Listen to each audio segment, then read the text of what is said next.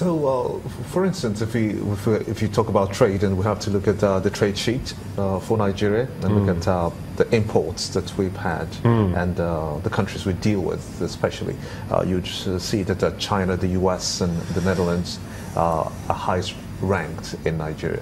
But Australia, it's quite far on that scale, maybe somewhere around the 80th position within that region. How will you shore up that? Well, I think this is a job of work for both our countries to do. In the past, at certain points, our trade figures have been quite high on account of the import by Australia of hydrocarbons from Nigeria and from the Gulf of Guinea. That fluctuates quite dramatically from year to year. Our major exports have been about filling particular niche markets in wheat, for example, because of a particular variety of wheat that we can supply. But I think we are looking at moving beyond that mix, and so diversifying the mix of goods and services that we exchange between our two countries, modernising it, if you like, and including a greater element of services as part of that trade and investment mix.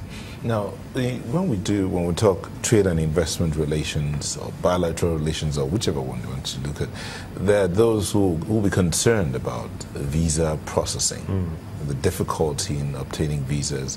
For instance, do we have a visa center in Nigeria? Is it easy to obtain an Australian visa, and vice versa? We have a very straightforward process for obtaining visa. It's all online. So there is a process that you just go online, enter your details, provide your biometrics, which can be done in person in Lagos and Abuja, and the process will spit out an approval. You don't need to send your passport anywhere. You can keep that with you at all times, and then off you go.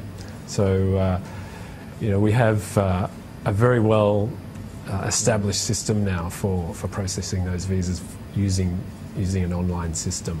Well, how does it work for you? Because you've been here 2 years. I'd imagine that any Australian coming to Nigeria for any purpose, investment, or just to enjoy the weather, the warm weather we have here in this part of the world, being in the tropics. So you'd expect that you have a stat of how many Australians are in Nigeria now? We don't see large numbers of Australians in Nigeria. There's all sorts of reasons for that, partly because it's just a long way away and people don't know much about Nigeria. It's not on some of the traditional Australian tourist routes, if you like. And I'm certainly encouraged when I see Australians visiting Nigeria, particularly those who are here to progress discussions around opportunities for trade and investment, but of course it's always good to see visitors. I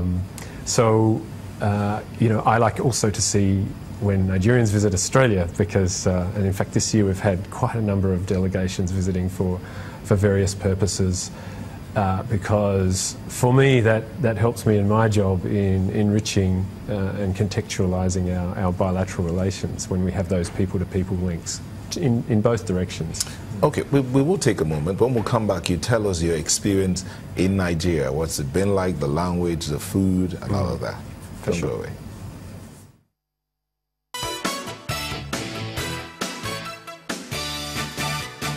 Well, it's great to see you, Your Excellency, in our studios in Lagos. But just quickly, just this week, Australia passed a marriage equality law recognizing same-sex marriages. Do you think that that's going to have any influence in Nigeria's relations with Australia? I don't expect so. I think what you see in Nigeria and Australia are two very vibrant democracies, and we have a lot of respect. Mutual respect between ourselves, and what you've seen this week in Australia is the ultimate expression of the people's will, if you like, the expression of the parliament, and I think most people in Nigeria would say, as we say in Australia, good on you. That's something for Australia. We understand that all countries are on different journeys in this area, but for us, we're now, I think, the 25th or the 26th country in the world where we have removed this particular piece of discrimination from our Marriage Act. So no, I don't expect any impacts one way or the other. Because you've been here for 2 years. Tell us, have you, for instance, tasted the Nigerian food? Indeed, I have. And which one of it? I have tried most, everything from egusi soup to gari and pepper soup, but what seems to happen is that I start on the jollof and then I just keep going with the jollof.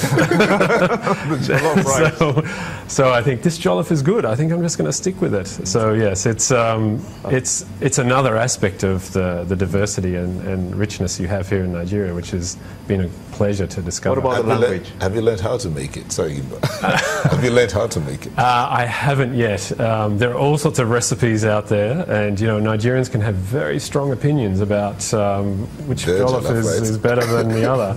So I have to use all of my diplomatic skills in order not to create, to exacerbate the jollof wars when I'm talking about jollof. But I'm not sure whether my skill in the kitchen could come up with a good product at the moment. Okay, the question again, but what the language. About the language, yes. The language is yet again another example of the richness and diversity of Nigeria.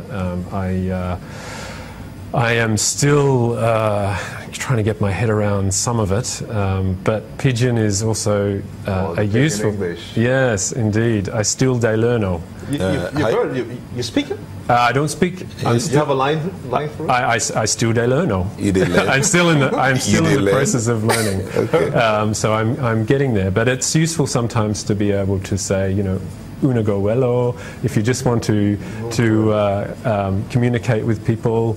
But I still need some lessons. I think I'm looking out for a good tutor. Paul Levin, I want to thank you so much indeed for coming on Sunrise Daily, and I hope you stay longer in Nigeria. It's a pleasure to be here. He is indeed the Australian High Commissioner to Nigeria. Thanks indeed for talking to us. And that's the show for today. I'm Gimba Umar. I'm Nel Taigwe. Thank you for watching. I'll see you tomorrow on Sunrise. Thank you. Have yourself a splendid weekend. I'm Maukwe Ogun.